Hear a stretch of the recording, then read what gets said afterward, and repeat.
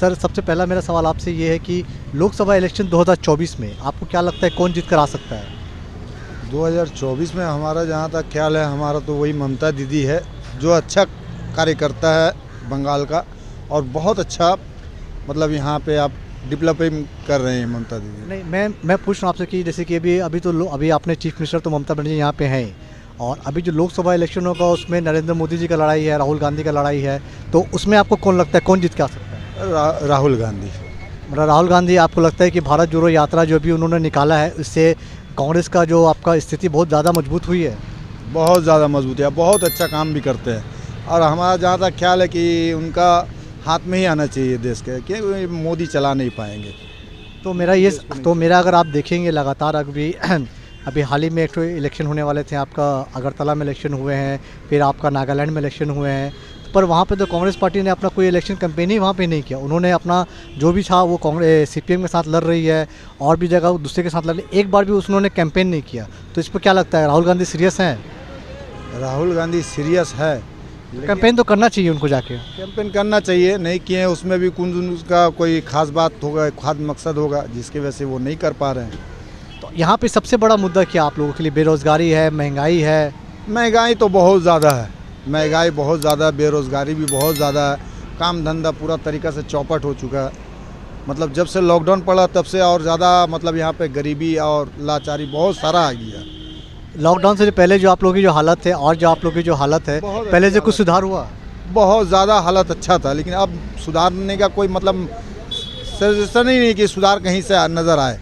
तो मतलब कोई नज़र नहीं आ रहा कि किसी तरीके का सुधार हो। तो इसके लिए सबसे आप जिम्मेदार किसको मानते हैं आप? दीदी की सरकार है या भारतीय जनता पार्टी की सरकार, किसको मानते हैं जिम्मेदार? नहीं, जिम्मेदार तो ऐसे देखिए नरेंद्र मोदी है ही है, और दीदी भी कुछ जगह में ढिलाई कर दी है, जिसके वजह से ऐसे हालात हो गए, वरना ऐसे हालात नहीं होते। दीदी अगर थोड़ा सा और डेवलपमेंट करते और कुछ अच्छा काम, जो रोक टोक में कुछ, हमको लगता है राजनीति कुछ दीदी भी अपना रही है उनका, नरेंद्र मोदी का। लेकिन हालात तो ऐसा बना दिए कि दीदी का एक चीज़ बहुत अच्छा लगा कि यहाँ पर ही सब एक दूसरे को मिल के चल रहे हैं, एक दूसरे को ले के चल रहे हैं। ये सब यहाँ पे आपको मसला नहीं आता है हिंदू और मुसलमान, यहाँ सभी जाति हम लोग मिल के रहते हैं और बहुत अच्छी तरीक़ा से रहते हैं। बस थोड़ा सा आपको हम लोग का बेरोजगारी वाला काम आ गया, थोड़ा सा कहीं ना कहीं। अच्छा, बहुत सारा सरकारी स्कीम यहाँ पे बंगाल में चल रहा है, तो उसका आप लोगों ने कोई फ़ायदा उठाया? जैसे आपका अभी देखें तो आपका लक्ष्मी भंडार जैसा स्कीम है, फिर आपका एक तो मेडिकल को लेकर जो आया था द्वारे सरकार है, किसी भी सरकारी स्कीम का आप लोगों ने फ़ायदा उठाया है? बहुत सारा चीज़ जितने भी दीदी निकाले सबके हम लोग को फ़ायदा मिल रहा है। तो कहीं ना कहीं आपको लगता है ये जो आपका सोशल वेलफेयर स्कीम जो चल रही है वेस्ट बंगाल की, यही ममता बनर्जी की बहुत बड़ा ये उनका मतलब बैकअप है, जिसके वजह से उन्होंने अपना चुनाव भी जीता, और हो सकता है लोकसभा में भी वो और अच्छा प्रदर्शन कर सकते हैं? बेशक कर सकते हैं, इसमें कोई शक नहीं है। अभी अगर पिछली बार अगर हम लोग देखें तो 42 सीट में से अब पूरा बंगाल में 42 सीट हैं, और टीएमसी को मिला था आपका 22 सीट मिला था, और बीजेपी को मिला था 18 सीट। तो इस बार लगता है कि बीजेपी को 18 सीट से ज़्यादा मिलेगा या कम मिलेगा? उम्मीद तो नहीं है कि यार बीजेपी को और कुछ सीट बढ़े, और घट सकता है, बढ़ नहीं सकता है। तो अगर मान लीजिए अगर भारतीय जनता पार्टी की अगर सीट घटेगी तो किसकी बढ़ सकती है? दीदी का, ऑब्वियसली दीदी का बढ़ेगी। इसमें आपको कांग्रेस पार्टी है, सीपीआईएम है, तो यहाँ पे कोई कांग्रेस पार्टी का कोई आपका नुमाइंदा आता है कि भाई वोट दो, या कुछ भी ऐसा सबसे एक्टिविटी को आप देख रहे हैं? ना, ऐसा तो कोई एक्टिविटी कांग्रेस का नहीं है। या पिछले 4-5 साल में अगर कोई भी एक्टिविटी आपको लगता है कि कांग्रेस पार्टी संघर्ष करते हुए आपको दिखाई दे रही है? देती है, उतना कोई खास नहीं नज़र आती है कांग्रेस। अच्छा, एक टाइम था यहाँ पे सीपीएम बहुत दिन तक राज किए, 30 साल तक उनका राज चल रहा था, तो अभी सीपीएम की क्या हालत है यहाँ पे? सीपीएम का तो मतलब पता ही नहीं चलता कि सीपीएम कोई काम कर रहा है या कोई ऐसा पब्लिसिटी कर रहा है, ऐसा तो कुछ नज़र ही नहीं आता सीपीएम का।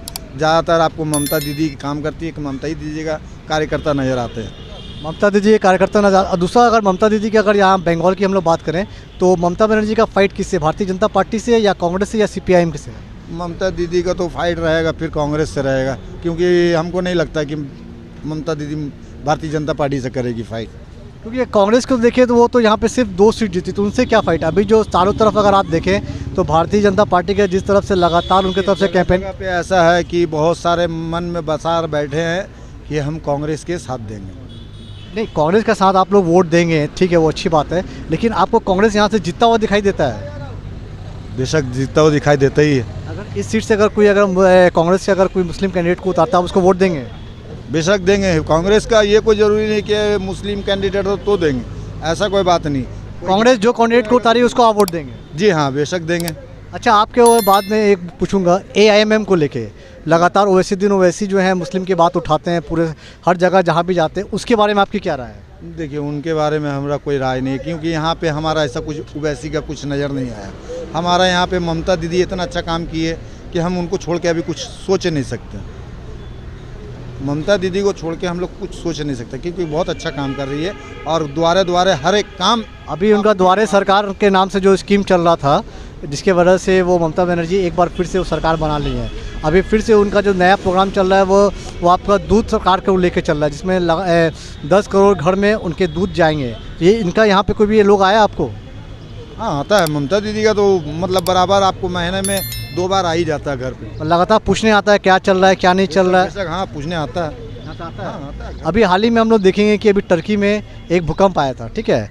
तो सबसे पहला देश वहाँ पे जो जाने वाला जो आपका राहत सामग्री लेके गया था वो हमारा भारत लेके गया था, ठीक है? तो आपको लगता है कि इससे भारत की छवि और मजबूत होगी? मुझे नहीं लगता कि भारत गया हो। मुझे नहीं लगता कि भारत मतलब भारत की जो अंतर्राष्ट्रीय लेवल में जो छवि बन रही है, आपको नहीं लगता भारत की तस्वीर और मतलब कमज़ोर हो गई या बढ़ गई है? भारत तो इस तरीके से कमज़ोर किया जा रहा है नरेंद्र मोदी की, उस मजबूती करने का कोई हिसाब ही नहीं लगता है कि वो मजबूत करेगा भारत। हाँ, तो अगर मान लीजिए आपको नहीं लगता, लेकिन एक मेजोरिटी पूरे हिंदुस्तान की है जहाँ पर लगभग 25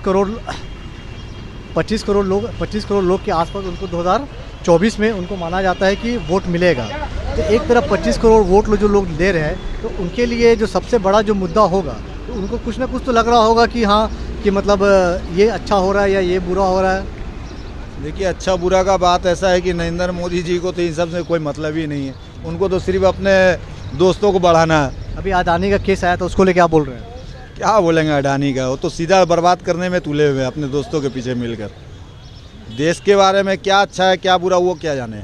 अच्छा, एक बात बताइए, ठीक है, अगर आपको मान लीजिए अगर बीजेपी की 10 साल की आप सरकार देख रहे हैं, ठीक है, तो सरकार की सबसे जो अगर मान लीजिए अगर कोई से अच्छा काम अगर देखा जाए, तो आपका कोई भी काम उनका अच्छा लगता है? जैसे धारा 370 उन्होंने हटाया, वो कहते हैं, फिर उसके बाद वो कहते हैं कि हमने GST लाया, फिर वो कहते हैं कि हमने सर्जिकल स्ट्राइक किया। आपको उसका कोई भी काम अच्छा लगता है? ना, एक भी काम अच्छा नहीं लगा भाई। मतलब जो भी काम अच्छा नहीं है जी, नरेंद्र मोदी जी का एक भी काम अच्छा नहीं लगा हमें। और दूसरी कोई भी काम कर रहे हैं तो सिर्फ अपने मुफाद के लिए कर रहे हैं। वो सिर्फ अपने मुफाद के लिए कर रहे हैं, तो धीरे धीरे देश को ही बेच रही है। तो हम भी जान रहे हैं, आप भी जान रहे हैं।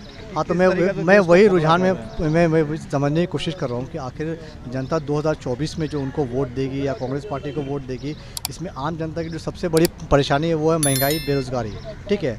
आपको एक तरफ यहाँ पे आपका कांग्रेस पार्टी है, दूसरी तरफ आपका बीजेपी है, तो आपको कौन सी पार्टी से उम्मीद है कि अगर ये पार्टी अगर आ जाती है अगर 2024 में, तो हो सकता है कि बेरोज़गारी का जो अवसर और बढ़ जाए? 2024 में अगर कांग्रेस आ जाएगी तो हमारा हिसाब से बेरोज़गारी कुछ कम हो जाएगा। बेरोज़गारी और कम हो जाएगी?